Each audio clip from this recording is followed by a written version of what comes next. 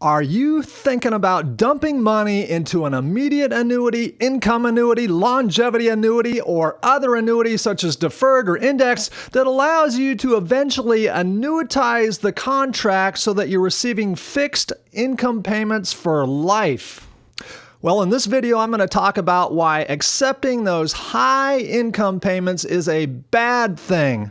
That's right, I'm saying it's a bad thing because those annuity payments are fixed for life. Inflation doesn't wait around for those fixed annuity payments that stay the same. And if you simply instead diversify into a low-risk allocation of stocks and bonds and rebalance as needed, history says that your principal is not going to run down to zero. In fact, as you get older, it will slowly grow and you will eventually much more than surpass what an annuity is ever going to pay out, and thus you won't have to live in poverty when you get to be 85, 90 and older as you otherwise would with those fixed annuity payments, and your heirs or your charity can inherit what's left instead of an insurance company inheriting your principal, all because of your ignorance about the performance history of the markets. Now let's back up. The experts have studied the performance history of the bond and stock markets together and concluded that in the early years of retirement with a 30-year time horizon, you can safely withdraw about 4% per year from your savings and not have to worry about running out of money before you die. Now, the 4% safe withdrawal rate assumes a worst case market performance scenario, like if you retired in 1969, for example. But the point is, the markets might do better. Again, 4% is a worst case scenario. But so at the 4% withdrawal rate, this allows for your money to grow and compound in order to keep pace with inflation. For example, you see on the screen, you could have taken out 4% per year during the 2000s without running out of money. But ironically, this hasn't stopped commission-based advisors who sell annuities from falsely using the 2000s and the 2008 market crash as their big compelling argument for why investors should dump money into an annuity. They're liars, charlatans, and thieves. They always ignore diversification into bonds. Or the other sneaky trick they'll use is they'll select a moderately risky 50-50 portfolio when they backtest the 4% rule. Or instead of backtesting the 4% rule, they'll backtest 6%. Totally dishonest. If all you need are low-risk type returns that will beat an annuity, then you just invest on the heavy side into bonds. That's exactly what the insurance companies do. They know that bonds have always been slow, boring, and consistent. They know that bonds and stocks together balance each other out because money has to go somewhere, and together bonds and stocks can be rebalanced. Unlike an annuity, you can't rebalance an annuity. Also, as you get older, the safe withdrawal rate can be increased. Did Mr. Advisor tell you about that one? Research suggests that with just a 20-year investing time horizon, the safe withdrawal rate can be increased to between 5.1 and 5.5%. And that's 5.1 to 5.5% from your bond and stock investments that should have been growing and compounding before you got to be age 85 or so.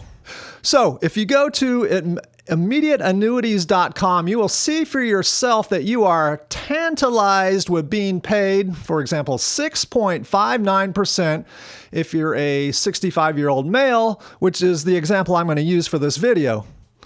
So now I'm going to make a comparison here. Immediate annuities are like heroin.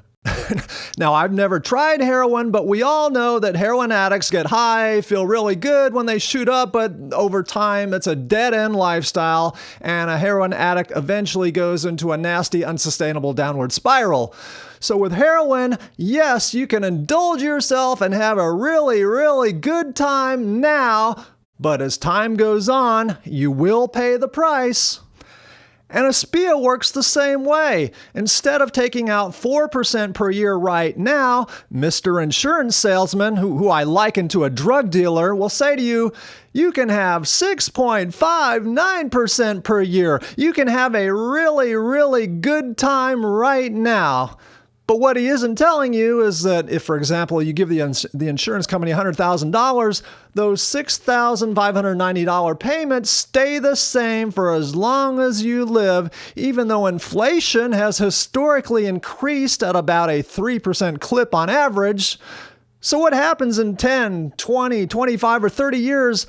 All of a sudden, if you thought the 4% withdrawal rate was too little and depressing back when you were 65 years old, that $6,590, try living on the inflation-adjusted equivalent of only $3,523 when you're 83 years old, or $3,012 when you're 9 years old, or try $2,576 when you're 95 years old.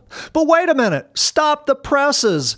Wasn't that the whole rationale for dumping money into a SPIA in the first place? Wasn't that their whole sales pitch? The danger that you might outlive your money. Yeah, well, try living on 2.57% because that's what you're setting yourself up for. The annuity is the guaranteed clear and present danger. Ask yourself this question: will I be spending more or less when I'm old and feeble and need nurses and can no longer drive and I need people delivering groceries and medications to me? I need rides to the doctor's office. I'm paying higher premiums for health insurance and long-term care insurance, etc. Of course, you're going to be spending more in your later years. Expenses go up. But this is the dead-end road that insurance salesmen are urging you to head down when they urge, recommend, or suggest that you dump money into a SPIA or other annuity that pays fixed payments for life. But those insurance salesmen are like drug dealers who want to get you hooked so that they can get paid. And unlike heroin, you can't quit a SPIA contract. With a SPIA or other similar annuity, your money, your principal is gone for good. There is no turning back. By the way, one of those reasons, it isn't even a might or a maybe. It's a critical strategy called rebalancing. You cannot rebalance a SPIA. Whereas if stocks crash, you have the perfect opportunity to take advantage of portfolio imbalance by shifting money from your bond index fund to your stock index fund to take advantage of what stocks inevitably do next after they fall. They bounce back. Or if stocks go up and bonds lag a little bit, you can shift money the other way from stocks to bonds. In fact, according to Vanguard, rebalancing typically adds up to 0.35% per year in increased returns. Another reason to avoid these dreaded annuities: what if there's really high inflation in the future? If inflation goes up at a really high pace, those $6,590 annuity payments are going to become even more pathetic. Ask yourself, do you think interest rates and inflation are going to go up over the next 10, 20, 25 years, and especially with our national debt at $18 trillion? From 1970 to 1979, inflation ran at 7.25% on average. From 1980 to 1989, inflation ran at 5.82% on average. So just for giggles, what would happen if inflation ran at, I'm not even going to go that high, I'm going to be conservative, 5.5% for 20 years? After 20 years, when you're 85 years old, those $6,590 payments would be the now equivalent of just 2.25%. So the $6,590 payments would seem like $2,258.58. And if you're thinking, well, interest rates, they'll never go up that much. Well, they sure have in the past.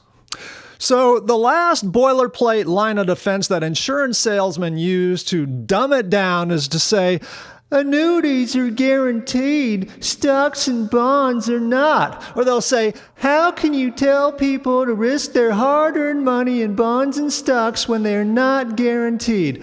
Folks, what they aren't telling you is about what's known as the danger of bearing too little risk. If you're too afraid to take any risk, you're going to be poor because of inflation. What they aren't telling you is that investing is about finding a sweet spot between risk and return.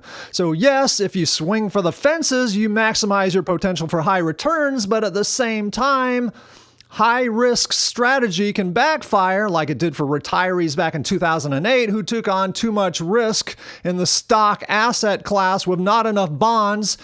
But conversely, on the other side of the spectrum, if you take on too little risk, you are shortchanging yourself as far as returns, easy returns.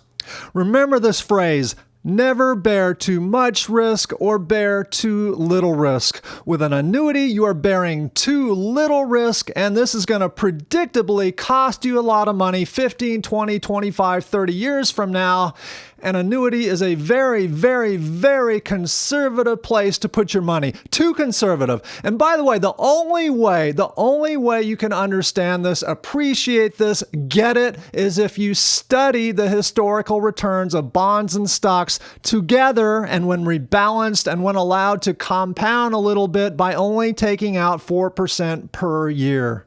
Now, I have on the screen here what would happen during the worst time period, starting retirement in 1969. And just for this example, I increased payments at a mechanical rate of 3% per year. And as you can see, lo and behold, by age 83, you had surpassed what the annuity was paying, and you had $205,000 to your name. And assuming you live to be 103 years old, now a 20-year time horizon, you could start taking out between $10,000 and $11,000 per year if you wanted to. Folks, when you start studying rolling 20 and 30-year time periods, you realize that all this fear about stocks and bonds not being guaranteed is all a red herring to sell you insurance products. It's scare tactics used by the insurance industry. Always remember, the way to sell something to somebody is to scare them. Stocks and bonds together are not risky. And if anyone has ever pitched to you the idea of an immediate annuity without a lengthy and sobering conversation about the nasty effects of inflation, you are dealing with a dishonest crook who doesn't give a crap about your future. You need to stop working with that commission-based advisor who's also a licensed insurance salesman. Study the performance history of a low-risk portfolio of bonds and stocks, and probably start doing it yourself by investing in index funds like AGG and VOO. Investing is easy, and history says that investing is safe. Don't get on that annuity drug. Take sensible 4% withdrawals in the early years of retirement.